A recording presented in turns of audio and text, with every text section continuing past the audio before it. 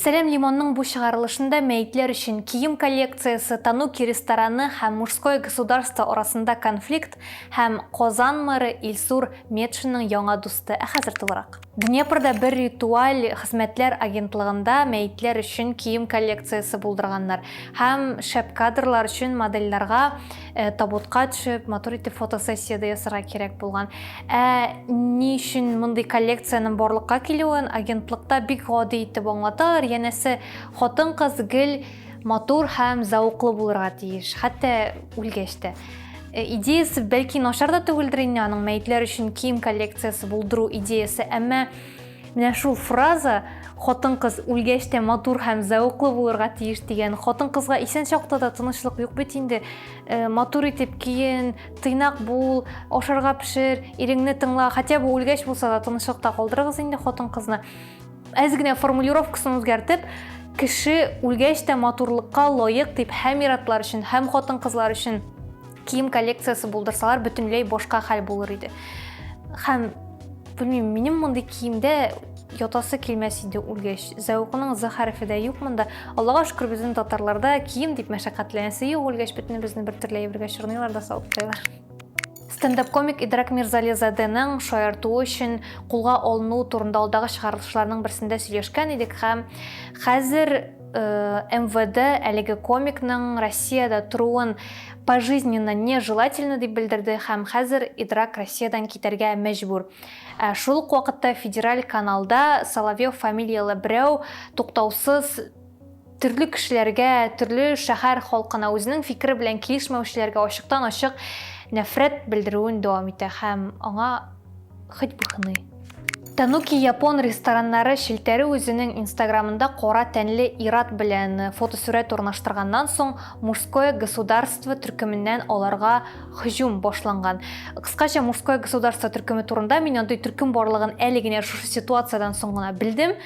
Мужское государство ул национал патриархат дип атыйлар алар үзләренең эшчәнлегенең юнәлешен һәм ул ВКонтактеда төрле пабликлар берләшмәсе. Әлеге пабликларның инде күбесе ябылган һәм әлеге мужское государственның төп идеологы Владислав Поздняков 2018 елда хатын-кызларга карата нәфрәт уяту өчен 2 елга кулга алына, әмма 3 айдан соң ул иреккә чыга һәм Россиядән китә. Әмма Россиядән китүенә карамастан ул Россиядә агарту, чистарту эшләрен дәвам итә. Агарту дигәндә инде мин күз алдында тотам ЛГБТ вәкилләре, төрле башка раса вәкилләре нә каршы эшчәнлеген, дискриминацияны дәвам итә һәм хәзер аның Telegram каналында 80 меңнән артык кеше язылган. Һәм Танукига кире кайтсак, Тануки апрель айында ук инде урнаштырган була әлеге постны кара тәнле иратның фотографиясын куеп. Хәзер генә алар күреп алалар мужское государствода бу постны удалить итәргә кушалар һәм удалить итеп кенә калырга түгел, гафу үтенергә кушалар. Гафу үтенергә цитата: "Извиниться перед русской нацией за то, что навязывали чуждые им ценности". Тануки Аллага шөкер гафу үтенми һәм бернинди уступкаларга бармаячагын әйтә. Аларның юристлары инде моның белән шөгыльләнә башлаган. Комментарийларда Тануки постында комментарийларда Павел Дуровны элемтә министрлыгын билгелиләр һәм бу хәлгә игътибар итүләрен сорыйлар. Мин мондый төркем барлыгын белмидем һәм белгәч миндән дидер җирәнү хисе барлыкка килде андый кешеләрнең барлыгын аңлаудан. Тик шул вакытта айрыша тагын да обидно һәм мине бик аптырашта калдыра. Аларның менә инде ничә ел буе күтләрен җылыда саклап, бер нәрсә булмаганда эшчәнлеген дәвам итүләре. Бу безнең дәүләт турында бик күп әйбер сөйли торган фактор инде. Һәм шул ук вакытта миндә ниндидер өмет тә бар. Менә шушы Тануки белән ситуация бик зур иҗтимагый резонанс куптарып, аларга карата нинди дә булса җәза кулланылыр һәм менә бу диванный воиннар, экспертлар әзрәк күтләрен кысарлар дигән өметтә торам.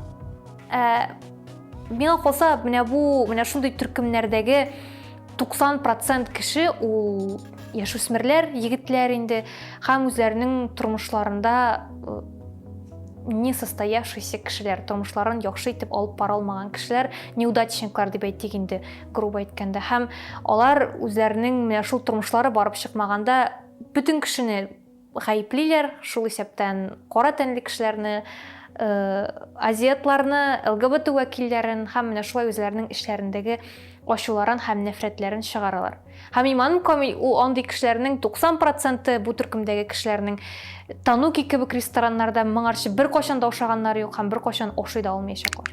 Ярар, яхшы хәбәр хәзер Горький паркында узган Дай лапу акциясендә Казан мэры Илсур Метшин һәм Рубин футбол командасының баш тренеры Леонид Слуцкий да катнашканнар. Әлеге акциядә төрле приютлардан 10дән артык эт балаларын алып киләләр һәм казанлылар үзләренә яңа дус сайлап, аларны үзләренә тәрбиягә алып кайтып китә алалар. Әле ул гына да түгел, анда төрле ветеринарлардан киңәшләр сорарга, алар белән аралашырга мөмкинлек тә булдырыла. Һәм менә Илсур Метшин һәм Леонид Слуцкий да монда катнашып үзләренә яңа дус тапканнар һәм алып кайтып киткәннәр.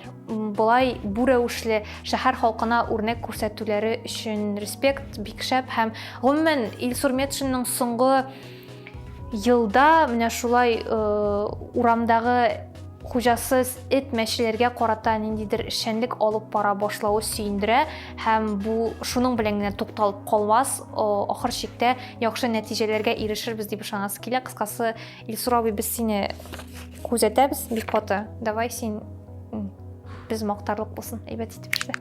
Күптән түгел Афиша недели Татарстан исемле телеграм-бот барлыкка килгән һәм сез, мисал өчен Казанда йөргәндә кая барырга белмәсәгез, нинди чаралар була икәнен белмәсәгез, әлеге телеграм-бот сезгә барысын да тәртип белән уңайлы форматта аңлатып бирәчәк. Анда 3 юнәлеш бар. Ул мәдәният, спорт һәм парк скверлар дип атала. Кирәген сайлап аласыз һәм якын көннәрдә алдагы атнада нәрсәләр булачагын әлеге телеграм-бот төгәл вакыты һәм урыны белән сезгә язып җибәрәчәк. Миңа калса бик искиткеч әйбер. Һәм атна җыры. Бу атнада мин сезгә Койнар төркеменең тып-тыныч җырын тыңлап карарга тәкъдим итәм. Сез үзегез нәрсәләр тыңладыгыз, нәрсәләр борчыды сезне бу хәбәрләргә карата, фикерләрегез нинди, языгыз, видеоны дусларыгызга җибәрегез, лайк куегыз, шуның белән шул сезнең белән гүзәл иде. Сау булыгыз.